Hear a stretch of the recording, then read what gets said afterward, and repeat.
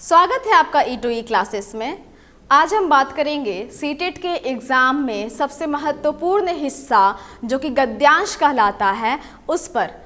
अगले महीने एग्ज़ाम होने वाले हैं तो उसके लिए हम लोग एक ज़रा नमूना देख लेते हैं कि हम लोग गद्यांश को कैसे सॉल्व करें। इसके पहले हमारा वीडियो आ चुका है पद्यांश के ऊपर। छोटे छोटे ट्रिक्स होते हैं, छोटी छोटी चालाकियाँ होती हैं जिससे कि आप प्रतियोगिता की परीक्षा में आसानी से आप सही उत्तर तक पहुँच सकते हैं। तो लास्ट मोमेंट पर जब भी एग्ज़ाम की तिथि नज़दीक आ जाए तो उस वक्त हमें एक रिविज़न मोड हमारा ऑन होता है और उसमें हमें चाहिए होता है कि हम एक बार एटलीस्ट लास्ट मोमेंट पर देख ले सारी चीज़ें जो कि हमारा काफ़ी उससे मैच करती हैं और चीज़ें हमें बहुत ही आसान लगने लगती हैं। तो तरीका होता है सबके अपने अपने अभ्यास करने का। बहुत अंत समय आ चुका है तो चलिए एक बार हम लोग गद्यांश पे फोकस करते हैं।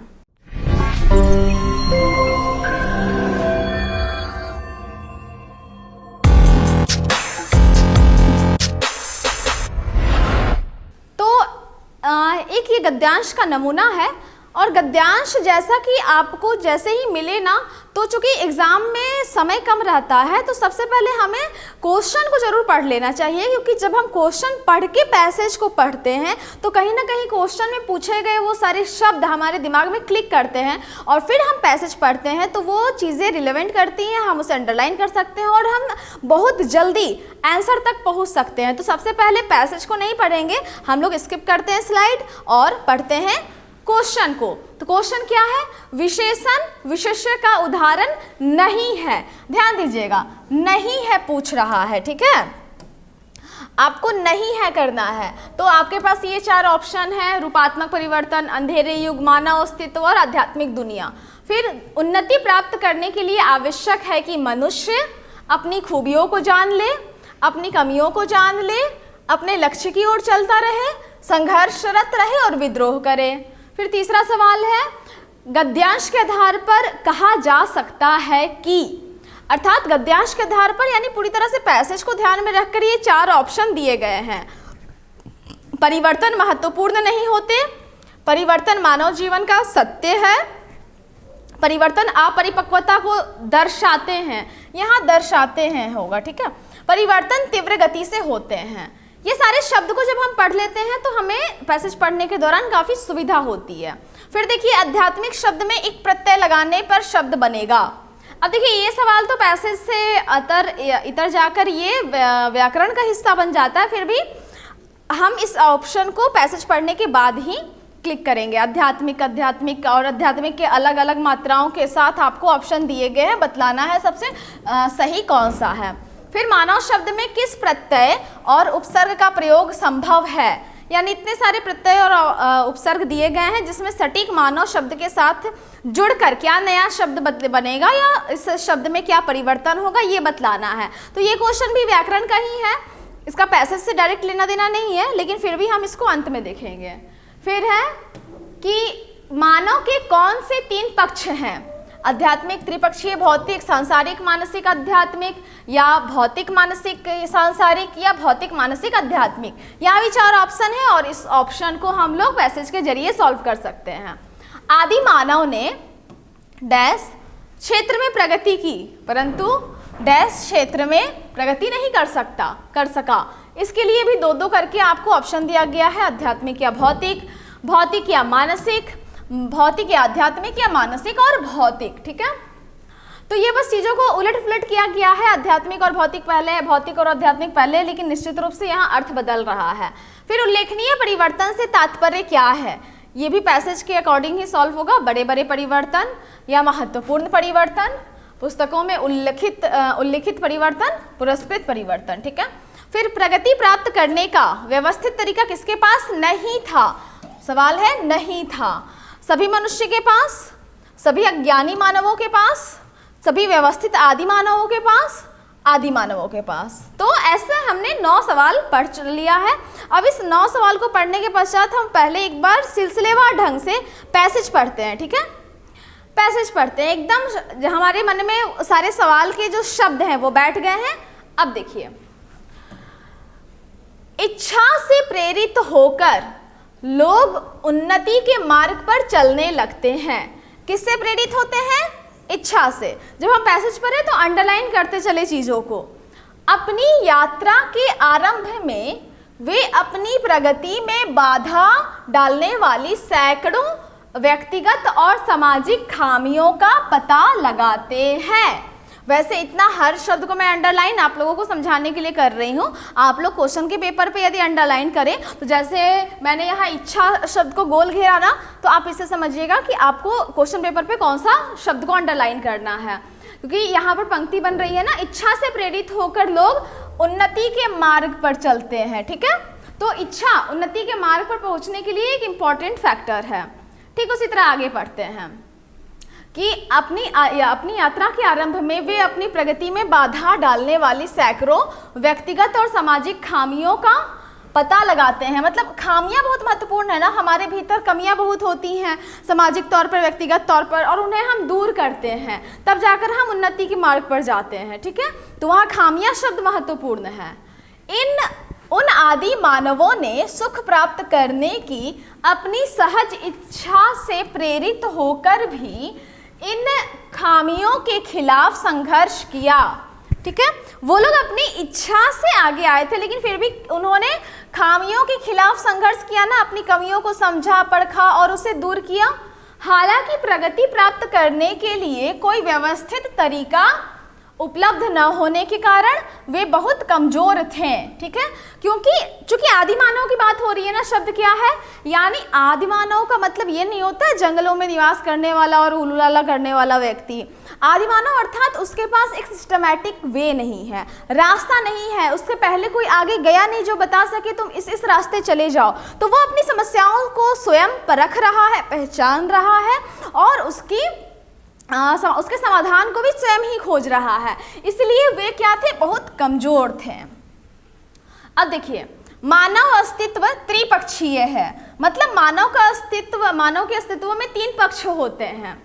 भौतिक, हमारे पास सुख सुविधाएं हो, हमारे पास गाड़ी हो, बंगला हो, अच्छी अच्छी सुविधाएं हो। फिर मानसिक, यानी हमारे पास सारी चीज़ों को समझने का एक पावर हो।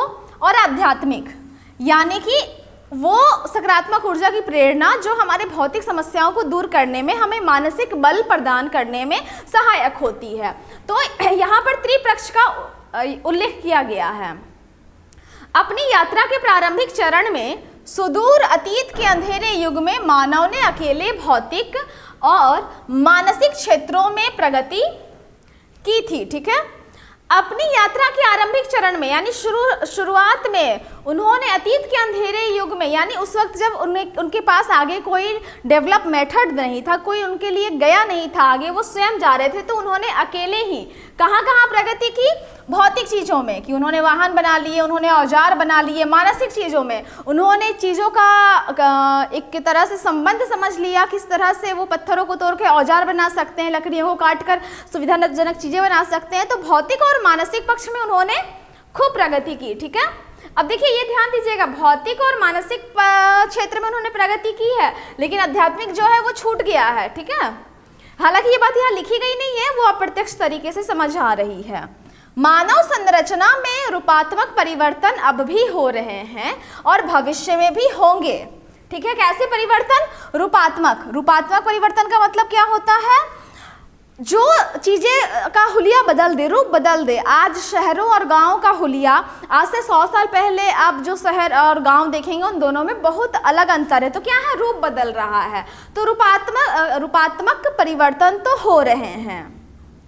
मनुष्य भविष्य में ऐसे उल्लेखनीय परिवर्तनों से गुजरेगा जो आज के लोगों के लिए लगभग अपरिचित होंगे। ठीक है, और देखिए ये बोला जा रहा है कि भविष्य में भी ऐसे परिवर्तन होंगे, उल्लेखनीय परिवर्तन मतलब बहुत महत्वपूर्ण परिवर्तन होंगे जो आज के लोगों के लिए एकदम नया होगा। जैसे कोरोना का दौर आज के लोगों के लिए एकदम नया था, फिर उसके बाद कोरोना से उपजने वाली जो शब्दावलियां हमारे जीवन में आ गई, वो सारी चीज़ें बहुत नई थी। ठीक है, हम यह नहीं कह सकते कि उन आरंभिक मनुष्यों ने वास्तव में कोई महत्वपूर्ण आध्यात्मिक प्रगति की थी।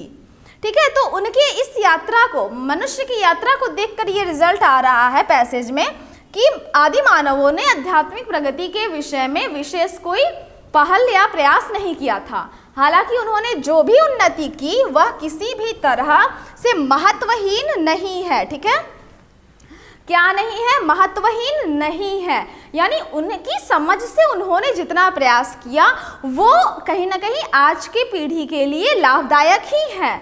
लेकिन आज ये पीढ़ी ये महसूस कर रही है कि आध्यात्मिक चिंतन पर बात होनी चाहिए। ये पूरे पैसेज के निष्कर्ष से समझ आया। अब सवाल पर चलते हैं। तो पहला सवाल है, विशेषण विशेष्य का उदाहरण नहीं है। और ऑप्शन फिर से देखेंगे, पहला है रूपात्मक परिवर्तन, दूसरा है अंधेरे युग, तीसरा है मानव अस्तित्व और चौथा है आध्यात्मिक दुनिया। तो हमारा क्या है सवाल? विशेषण और विशेष्य।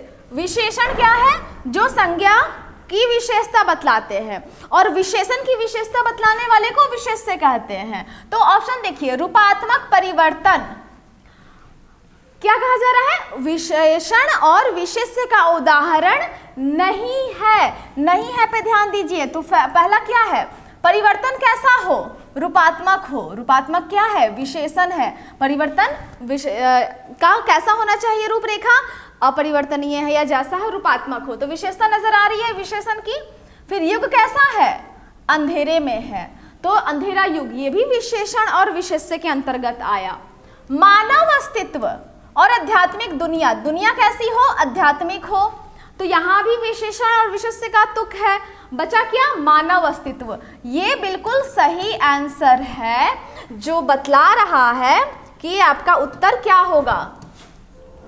मानव और अस्तित्व में ही ऐसी कोई बात नहीं है जो ये बतलाए कि इसमें विशेषण या विशेष्य है, क्योंकि मनुष्य एक अलग शब्द है, अस्तित्व अलग शब्द है। हाँ, इन दोनों के साथ कुछ और अलग होता है, जैसे सामाजिक मनुष्य या राजनीतिक मनुष्य, या अस्तित्व जो है वो नकारात्मक अस्तित्व है, सकारात्मक है या मजबूत अस्तित्व है। तो ऐसे शब्द होते तो समझ में आता। तो सही उत्तर क्या हो गया? मानव अस्तित्व। ठीक है, अब दूसरा सवाल है, उन्नति प्राप्त करने के लिए आवश्यक है कि मनुष्य अपनी खूबियों को जान ले, मनुष्य अपनी कमियों को जान ले, अपने लक्ष्य की ओर चलता रहे, संघर्षरत रहे और विद्रोह करे। तो देखिए यहाँ पर एक लाइन आया था ना कि हमने यहाँ पढ़ा था पैसेज में कि इच्छा से प्रेरित होकर लोग उन्नति के मार्ग पर चलते हैं। तो उन्नति के मार्ग पर चलने के लिए आपको इन्हीं लाइन में पता चलेगी अपनी यात्रा आरंभ करने में अपनी प्रगति में बाधा डालने वाली सैकड़ों व्यक्तिगत और सामाजिक खामियों का पता लगाते हैं। ठीक है, यहाँ सामाजिक खामियों पहले पढ़े थे हम लोगों ने, तो इस पे जोर दिया था। खामी अर्थात कमी होता है। तो अब इस प्रश्न का सही उत्तर क्या होगा? अपनी कमियों को जान ले, क्योंकि खूबी को जान के आप क्या करेंगे? खूबी तो है जो आपको बढ़ावा देगी।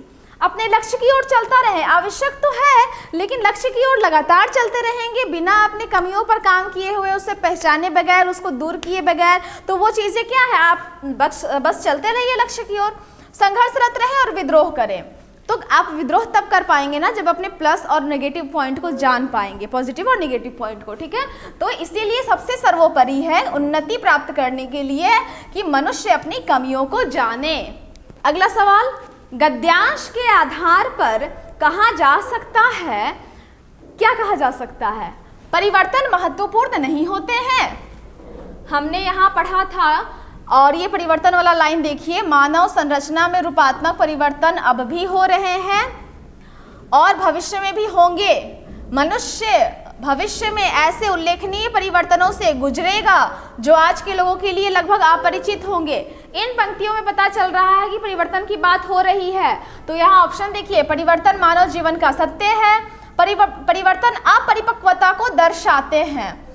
अपरिपक्वता मतलब मैच्योर नहीं होना, चीजों की समझ सही ढंग से नहीं होना।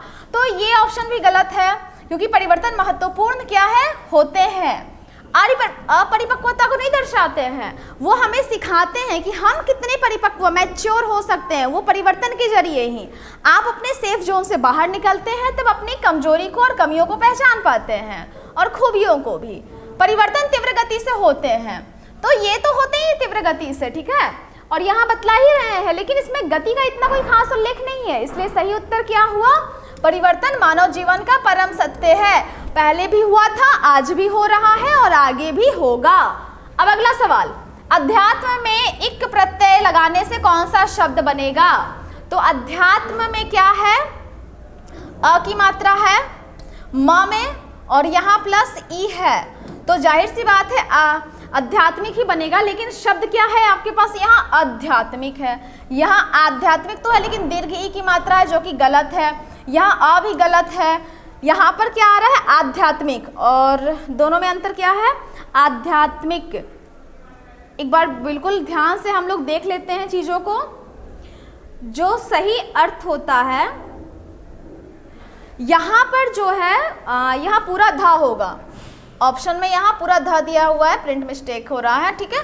तो यहाँ जब पूरा धा है ना तो ये ऑप्शन भी गलत है, सही है ये आध्यात्मिक, आ जुड़ जाता है और आध्यात्मिक हर्स्व ई की मात्रा के साथ ये सही उत्तर हो जाता है, ठीक है। अ और ई का संयोग हो रहा है, हर्स्व ई बन रहा है, तो इस तरह से हमारा यह सही उत्तर हुआ। मानव शब्द में किस प्रत्यय और उपसर्ग का प्रयोग संभव है, तो मानव में आप देखिए इया अ, इया अन, इया सु, इया इत अ, तो सबसे अधिक आपको सारे उपसर्ग पे और प्रत्यय पे विचार नहीं करना है, आप टू द पॉइंट आइए। मानव से क्या बनता है, मानवीय बनता है, तो मानवीय कैसे बनेगा, मानव में अ छुपा हुआ है ना, व में प्लस दीर्घ ई की मात्रा लगती है तो वो दीर्घ ई बन जाता है। अ प्लस दीर्घ ई इक्वल टू दीर्घ ई होता है संधि का नियम, तो इया प्रत्यय से क्या बना, मानवीय शब्द बना। और अ उपसर्ग लगा देंगे क्योंकि देखिए पहले क्या है, प्रत्यय है, फिर उपसर्ग है, तो पहले प्रत्यय है तो इया लगा, लेकिन अगर अ उपसर्ग लगाते हैं आगे तो क्या बन जाएगा, अमानव, तो अमानवीय बन जाएगा, या मानव के आगे यहाँ अ लगा देते हैं तो अमानवीय हो जाएगा। तो इस तरह से ये बिल्कुल सटीक है, इसमें कहीं ज्यादा उलझने की आवश्यकता नहीं होती है। अगला सवाल, मानव के कौन से तीन पक्ष हैं, तो ये सीधे सीधे यहाँ बताया गया है, मानव अस्तित्व त्रिपक्षीय है, भौतिक, मानसिक और आध्यात्मिक। तो ये ऑप्शन में कहाँ है, भौतिक, मानसिक और आध्यात्मिक, सीधे सीधे यही आंसर करेक्ट है, क्योंकि यहाँ देखिए त्रिपक्षीय वर्ड है जो कि वो है ही नहीं, त्रिपक्ष को बतला रहा है। यहाँ पर भौतिक, मानसिक और आध्यात्मिक है ना, सांसारिक शब्द यहाँ ये गलत है, फिर यहाँ मानसिक और सांसारिक ये दोनों आ गया, ठीक है। तो सांसारिक शब्द तो आ ही नहीं रहा है, सॉरी मानसिक तो यहाँ भी ये मानसिक है, ठीक है। तो सही सही ऑप्शन हमारा तीनों मैच कर गया। अब देखिए, आदि मानव ने डैश क्षेत्र में प्रगति की किंतु डैश क्षेत्र में प्रगति नहीं कर पाए, तो इसका सीधे सीधे हम ऑप्शन देखते हैं, आध्यात्मिक भौतिक, भौतिक मानसिक और भौतिक आध्यात्मिक, फिर मानसिक भौतिक, इस तरह से है। तो आपको यहाँ पर नजर आएंगी कि हालांकि उन्होंने यहाँ पर देखिए, हम यह नहीं कह सकते कि आरंभिक मनुष्यों ने वास्तव में कोई महत्वपूर्ण आध्यात्मिक प्रगति की थी, ठीक है। और इसके पहले वाले रूप में ही आप देखेंगे कि उन्होंने जो प्रयोग किया अपनी यात्रा के प्रारंभिक चरण में, उन्होंने भौतिक और मानसिक चीजों पर काम किया है। तो आदि मानवों ने कहाँ काम किया, भौतिक और मानसिक जगह में, और छूटा क्या उनसे, आध्यात्मिक छूट गया। सवाल क्या है, आदि मानवों ने डैश क्षेत्र में प्रगति की परंतु डैश क्षेत्र में नहीं कर सके, आध्यात्मिक क्षेत्र में नहीं कर सके हैं। तो लास्ट ऑप्शन में कहाँ है आध्यात्मिक, यहाँ पर, ठीक है। मान लीजिए ये 1 नंबर है, ये 2 नंबर फिलर है, तो 2 नंबर लास्ट का हमारा है आध्यात्मिक। भौतिक क्षेत्र में उन्होंने प्रगति की थी, ठीक है। तो ये सीधे सीधे 3 आंसर सटीक है, इसमें और कहीं उलझने की जरूरत ही नहीं है। फिर सवाल आता है, उल्लेखनीय परिवर्तन से क्या तात्पर्य है। ऑप्शन है बड़े बड़े परिवर्तन, महत्वपूर्ण परिवर्तन, पुस्तकों में उल्लिखित परिवर्तन या पुरस्कृत परिवर्तन। तो परिवर्तन को कभी भी ना सम्मान पुरस्कार नहीं दिया जाता, इसलिए ये गलत हुआ। पुस्तकों में जो उल्लिखित है, पुस्तकों में डिस्क्राइब परिवर्तन से क्या लेना देना होता है, वो किताबी चीजें। बड़े बड़े परिवर्तन क्या होते हैं, इसे हम लोग माप नहीं सकते हैं ना, इसलिए सही आंसर महत्वपूर्ण परिवर्तन। उल्लेखनीय परिवर्तन का तात्पर्य महत्वपूर्ण से होता है। अब अगला सवाल, प्रगति प्राप्त करने का व्यवस्थित तरीका किसके पास नहीं था। सभी मनुष्यों के पास, सभी अज्ञानी मानवों के पास, सभी अव्यवस्थित आदि मानवों के पास या आदि मानवों के पास। तो सीधे सीधे आप देखिए यहाँ लिखा हुआ है कि हम यह नहीं कह सकते कि उन आरंभिक मनुष्यों ने वास्तव में कोई महत्वपूर्ण आध्यात्मिक प्रगति की थी, ठीक है, क्योंकि यहाँ पर लिखा हुआ है कि मानव वह कभी भी उन्होंने जो प्रगति की, हालांकि किसी भी तरीके से महत्वपूर्ण महत्वहीन नहीं थी। तो यहाँ बात ना पूरे पैसेज में आदि मानवों की हो रही है, सभी मानवों की हो ही नहीं रही है, इसलिए ऑप्शन कट। सभी अज्ञानी मानवों, अज्ञानी से तो लेना देना नहीं है। अव्यवस्थित जैसे मानवों की बात नहीं हो रही है, सीधे बात हो रही है आदि मानवों की, और ये हमारा बिल्कुल सटीक आंसर हुआ। तो देखा आपने पैसेज में रैंडमली 1-2 सवाल व्याकरण से हो रहे हैं, 4-5 सवाल जो है वो सीधे सीधे पैसेज से रह रहे हैं। एवरेज है चीज़ें, आप यदि पैसेज को ध्यान से पढ़ पा रहे हैं और सबसे पहले सवाल को पढ़ के उसके शब्द को दिमाग में बैठा ले रहे हैं, तो चीज़ें आपको बहुत जल्दी रिलेट करती हुई मिलेंगी और आप उसका आंसर बहुत जल्दी खोज पाएंगे। तो मिलते हैं अगले वीडियो में, इसी तरह से एक दूसरा उदाहरण देखेंगे। तब तक के लिए बने रहिए हमारे साथ, और यह वीडियो कैसा लगा ये बताना ना भूलिएगा। तब तक के लिए धन्यवाद।